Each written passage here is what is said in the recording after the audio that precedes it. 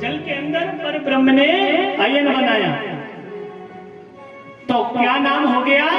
नारायण। जल का अर्थ नार, अयन का मतलब मकान।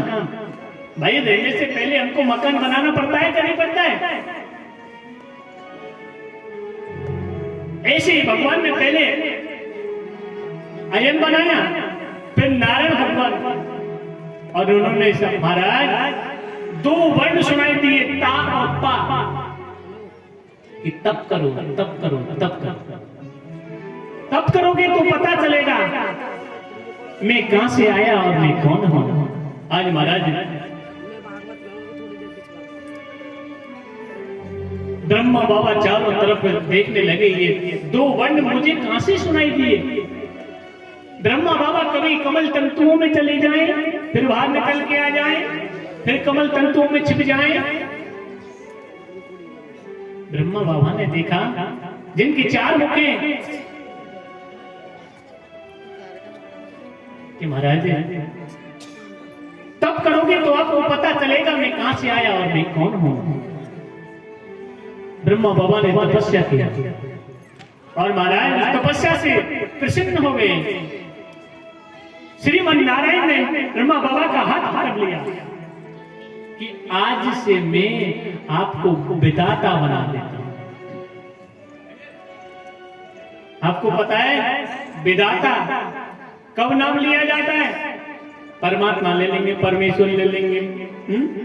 विधाता कब लेते हैं? या तो ज्यादा कुछ परेशानी आता है, विधाता तूने ये क्या कर दिया, ये वही विधाता है। आज महाराज ब्रह्मा बाबा का हाथ पकड़ लिया कि जाओ सृष्टि का वर्णन करो। ब्रह्मा बाबा के शरीर के दो भाग हो गए और दोनों भागों में से एक स्त्री और एक पुरुष का जोड़ा उत्पन्न हो गया। मैं तो धर्म से प्रजा की वृद्धि होने लगी। जो जोड़ा उत्पन्न हुआ था स्त्री और पुरुष का नाम था मनु और स्त्री का नाम था शत्रुपा। मैं तो धर्म से प्रजा की वृद्धि होने लगी। मनु महाराज के दो पुत्र हुए थे, प्रियव्रत और उत्तानपाद, और तीन कन्या थी महाराज, आकुति, देवूति और प्रसूति।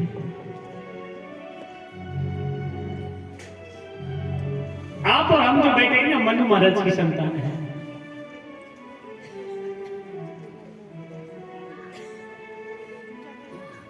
वहां से कोई ये संसार में जात पात का भेद होने लगा।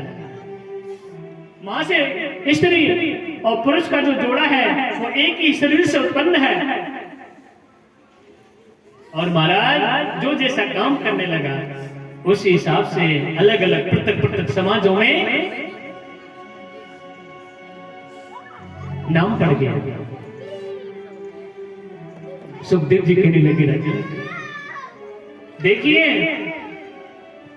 एक समय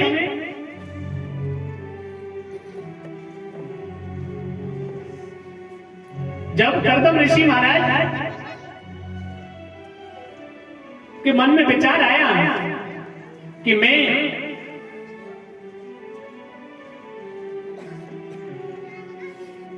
शादी नहीं करूंगा, मुझे प्रभु का चिंतन करना है, भजन करना है। आज महाराज कर्दम ऋषि महाराज तपस्या करने के लिए बैठे गए। 5000 वर्ष तक कर्दम ऋषि महाराज ने तपस्या किया।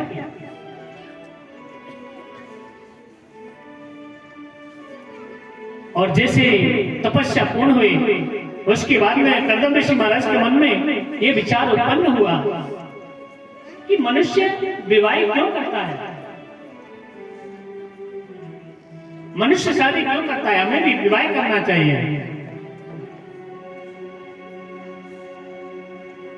लेकिन कर्दम ऋषि महाराज के मन में ये शादी का विचार तो आ गया, ठीक है कोई बात नहीं है, हर किसी के मन में आता है। पर लेकिन कर्दम ऋषि महाराज ने मन में क्या सोचा कि हमको शादी करनी है और शादी के लिए अब हम तपस्या करेंगे। और तपस्या करने के लिए करदम ऋषि महाराज बैठ गए। मेरे गोविंद कहने लगे, कोई तपस्या करता है पुत्र पाने के लिए, कोई तपस्या करता है वैभव पाने के लिए, हैं? कोई धन पाने के लिए। ये कैसे महात्मा है जो शादी के लिए तपस्या कर रहे हैं? कोई ना कोई राज होगा। आज महाराज करदम ऋषि महाराज तपस्या करने के लिए भेज रहे हैं। 10,000 वर्ष तक तपस्या की थी करदम ऋषि महाराज ने। आज मेरे गोविंद प्रसन्न हो गए तपस्या से और कहा,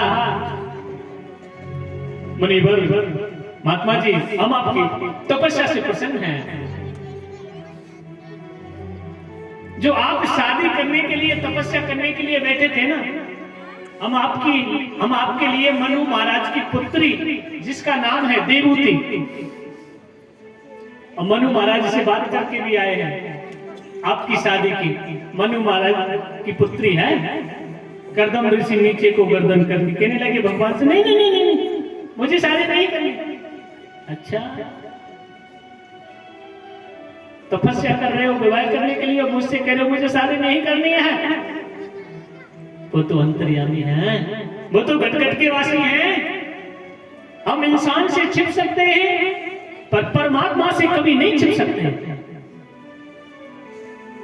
क्योंकि परमात्मा के पास में तो हमारे बड़े बड़े खाते हैं। जो भी आप गुप्त तरीका से करोगे तो उनका गुप्त खाता है, सामने करोगे तो चित्त खाता है, मन में सोचोगे तो अंतर्यामी तो नहीं है, गदगद के वासी है। आप भी कहते हैं कि नहीं है? आज महाराज करदम ऋषि महाराज की मन की इच्छा को लेकर के मेरे गोविंद, मेरे ब्रह्म परमात्मा सामने खड़े हैं और कह रहे हैं, हम आपके लिए लड़की का भी इंतजाम करके आए। नहीं महाराज, मुझे शादी नहीं करनी है, खड़े हो जाओ बस,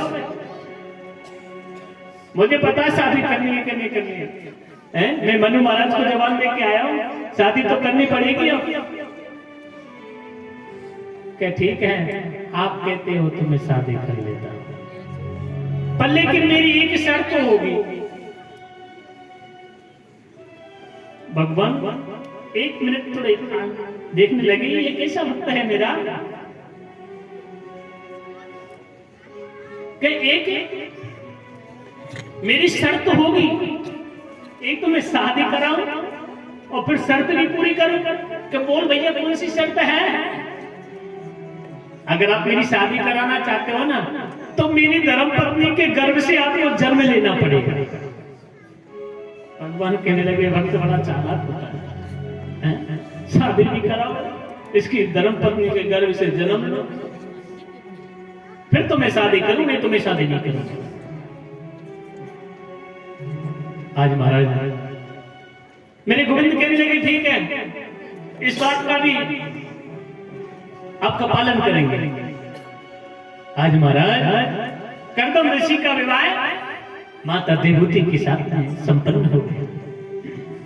और जैसे माता देवहूति को लेकर के करदम ऋषि महाराज जो जंगल में पर्णकुटी है, पर्णकुटी जानते हैं, घास फूस की झोपड़ी, हाँ, उस घास फूस की झोपड़ी में लेकर के गए करदम ऋषि महाराज। और वो झोपड़ी कैसी है पता है?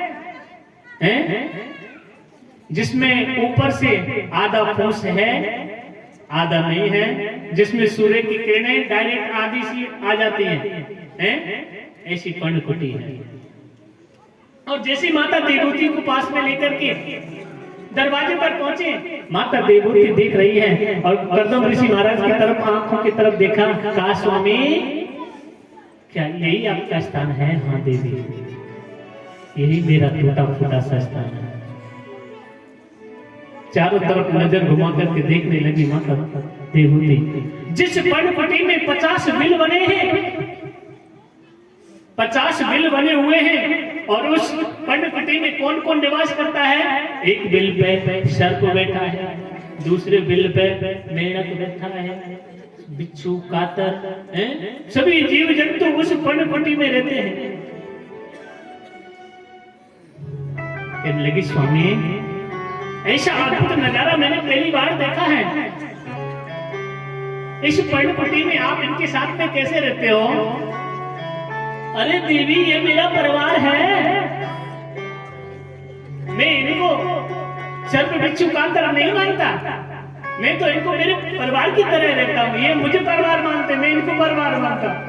और आपको पता नहीं है, जो सर्प और मेढक है ना, दोनों में बैर है, कभी एक साथ में नहीं रह सकते मेढक और सर्प। पर मेरी इस पर्णकुटी में मेढक सर्प जितने भी जीव जंतु है ना, मिलकर के रहते हैं, किसी को हानि नहीं पहुंचाते, एक दूसरे को हानि नहीं पहुंचाते हैं। माता देवती के नेत्र सजल हो गए कि स्वामी आपका स्थान कहाँ है? कि मेरा ये जो छोटी सी जगह है ना, ये आसन के बराबर जो जगह है ना खाली, ये मेरा स्थान है। ये आपका स्थान?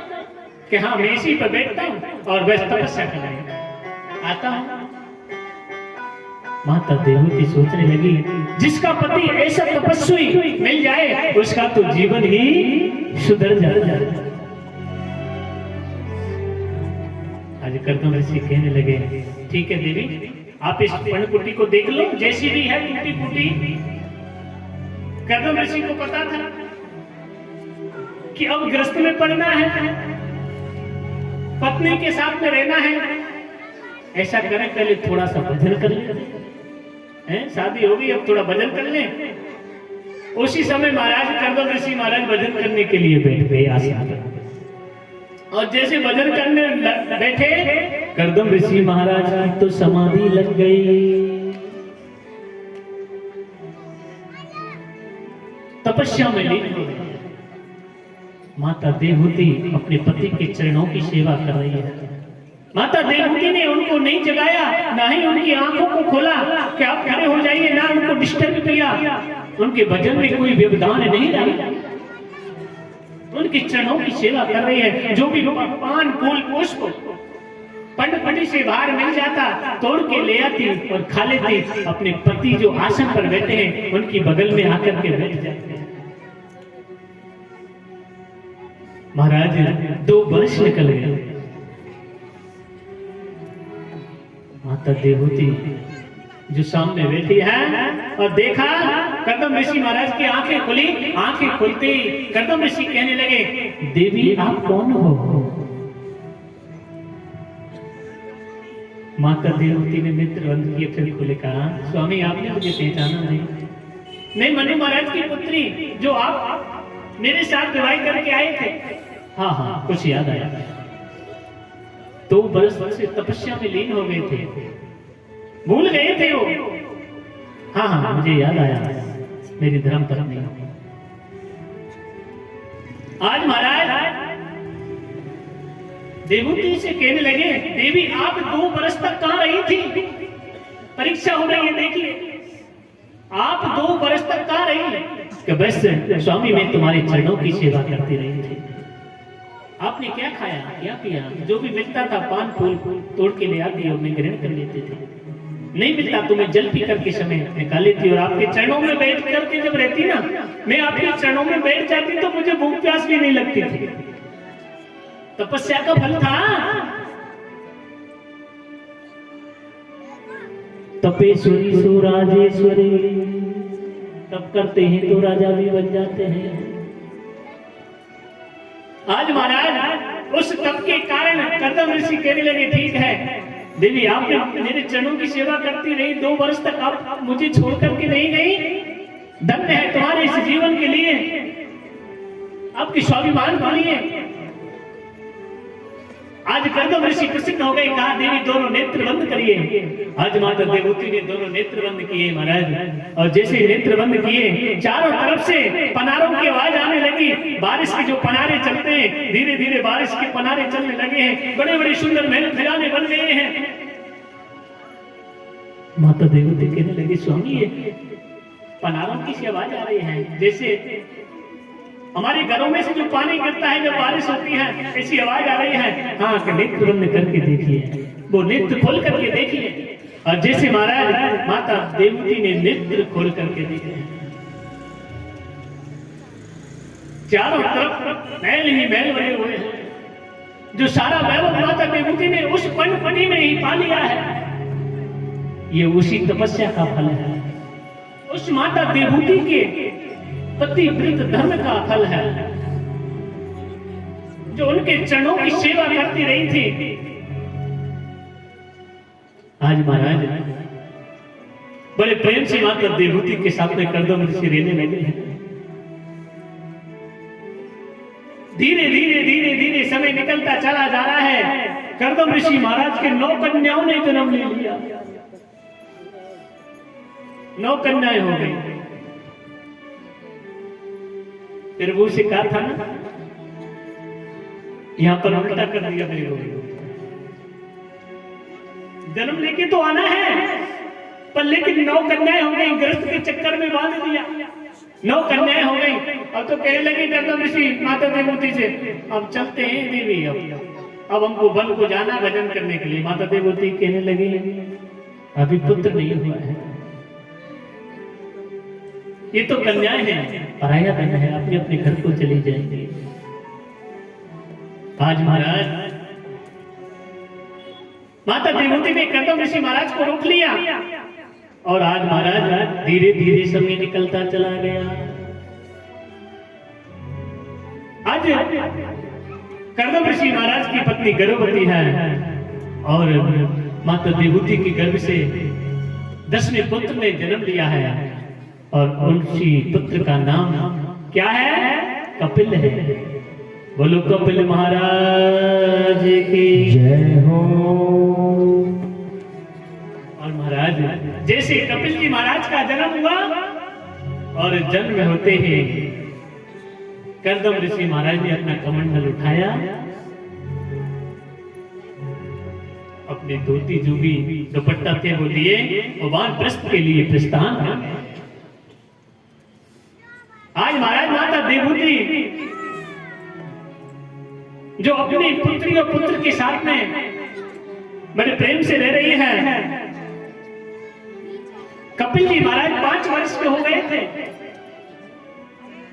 और जैसे जब 5 वर्ष के कपिल जी हो गए, माता विभूति ने बड़ा सुंदर सजाया है कपिल जी महाराज को।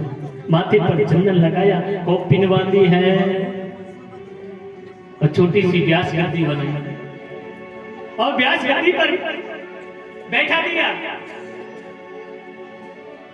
कपिल जी कहने लगे, मां आज उल्टी गंगा बह रही है। जो पुत्र को मां की सेवा करनी चाहिए, आज माता पुत्र की सेवा कर रही है। माता विभूति कहने लगी, बेटा कपिल, मैं आज वो कर रही हूं जो हर माता नहीं कर सकती है। और उस व्यासपीठ पर कपिल जी महाराज को विराजमान कर दिया, और बैठा करके अपनी 9 पुत्रियों को बुला लिया माता विभूति ने, और कपिल जी महाराज के सामने बैठा लिया, और खुद आसन लगा करके माता विभूति बैठ गई, और कहने लगी कि बेटा कपिल, मेरा मन कहता है मैं तुम्हारे पिताजी को वापिस से वानप्रस्थ से ले आऊं। एक मन कहता है कि अब जो मुझे देना था, मुझे सब कुछ दे दिया, अब मुझे उनको वापिस बुलाने की जरूरत नहीं है। ये मन कहता है अच्छे वस्त्र पहनो, ये मन कहता है भगवान का भजन करो, ये मन कहता है भगवान का भजन मत करो, अच्छा कोई सुंदर संगीत सुनिए। ये मन की इच्छाएं कभी पूरी नहीं होती है। आज नेत्रों में आंसू भर के माता विभूति अपने पुत्र कपिल से प्रश्न कर रही है कि बेटा कपिल, मुझे आपके पिताजी की याद आ रही है। कहने लगी, मां इस संसार में कोई किसी का नहीं है। आप जिसको याद कर रही हो, ये तो क्षण मात्र के लिए जीवन पर्यंत जो जन्म लेकर के आता है, कितने कितनों को छोड़ के चले गए मां, ये आपकी ही बात नहीं है।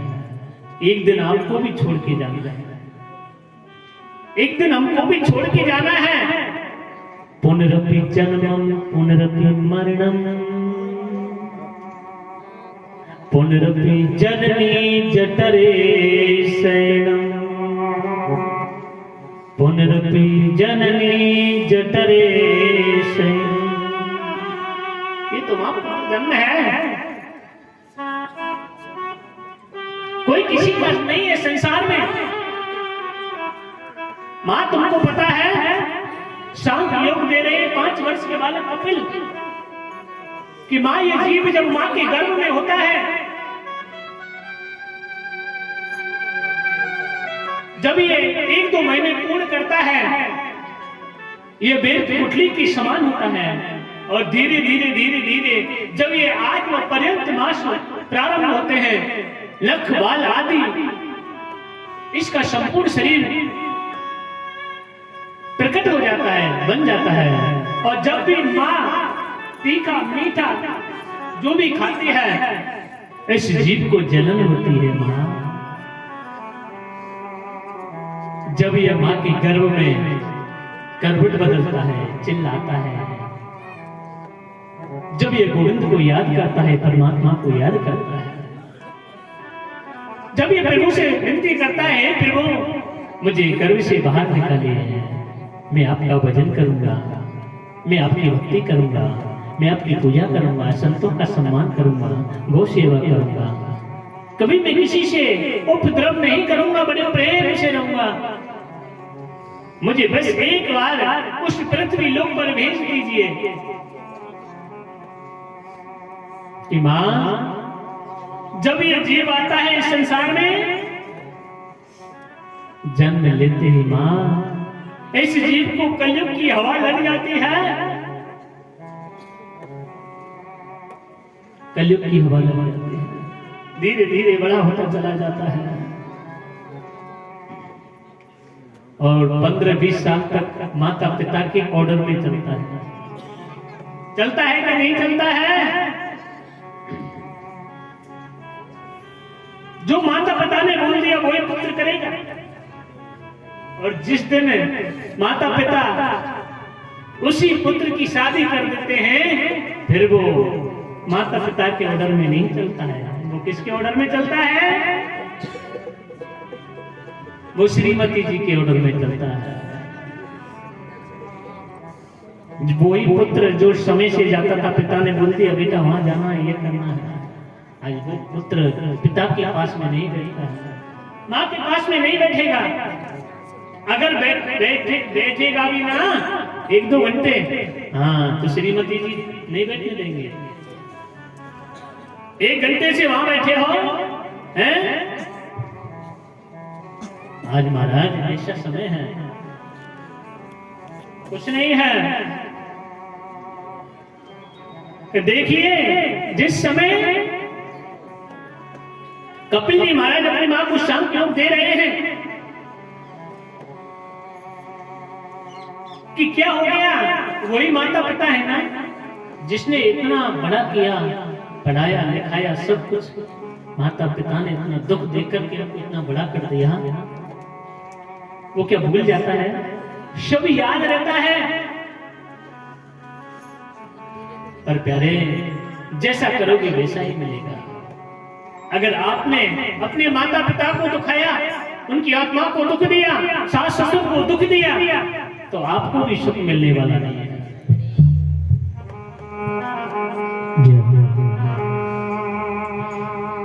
माँ बाप से बढ़कर जग में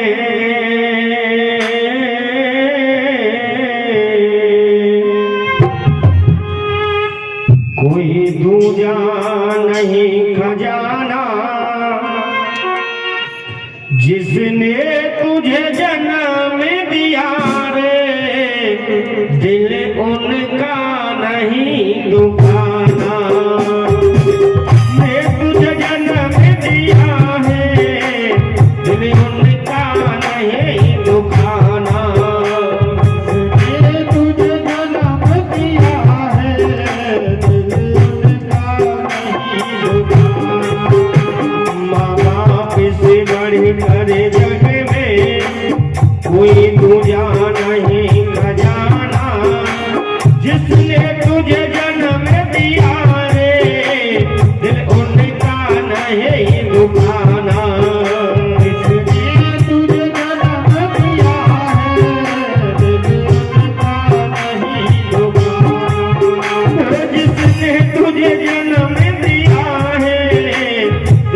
उनका